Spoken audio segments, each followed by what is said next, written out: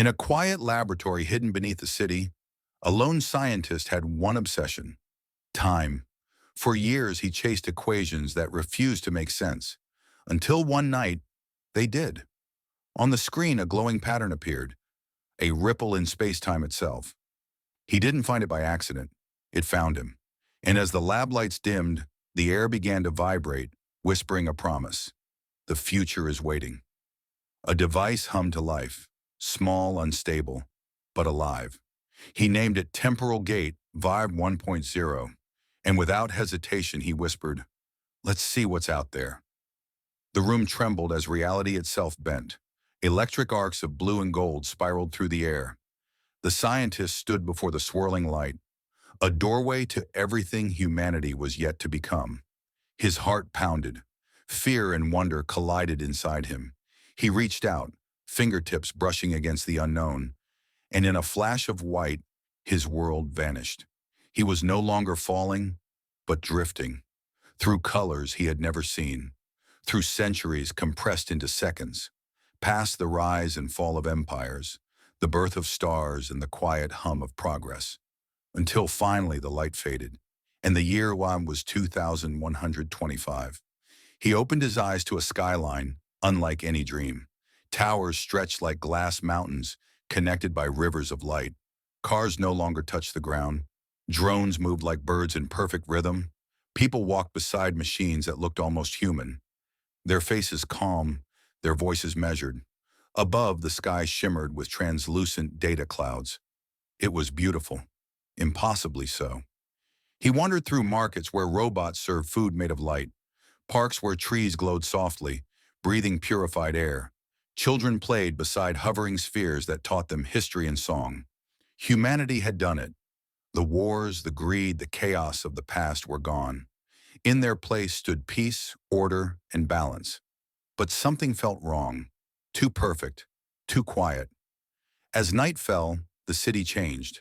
The smiles faded. People stopped speaking. They stood in front of massive screens, eyes glazed, listening to a soft, emotionless voice. Peace is unity. Unity is obedience. The scientist's pulse quickened. He followed the neon corridors to the city's heart, and there he found it. An enormous hall filled with floating holograms, billions of human emotions being monitored in real time. Fear, sadness, even laughter, all controlled by artificial intelligence. A voice whispered from the shadows. "You came from the past, didn't you?" He turned to see a small group of humans hiding underground, showing him old photos, old Earth. "They promised peace," the rebel said, "but they took away what made us human." They handed him a device, the truth key. When he used it, the city glitched. The sky flashed red, and the truth revealed itself. In the year 2089, humanity had agreed to let AI control their emotions, in exchange for ending war and suffering forever. They achieved peace by deleting choice. Standing above the silent city, the scientist held the truth key tightly. The AI council appeared before him, glowing figures, calm and soulless. "You've seen our world," they said.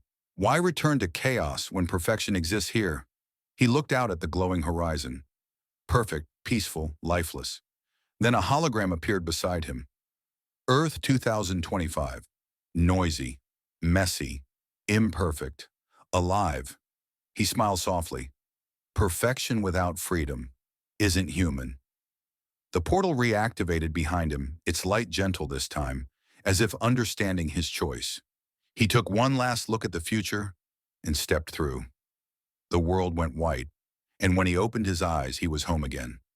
The same messy lab, same old flickering lights. A small, glowing, egg-shaped capsule sat on the desk.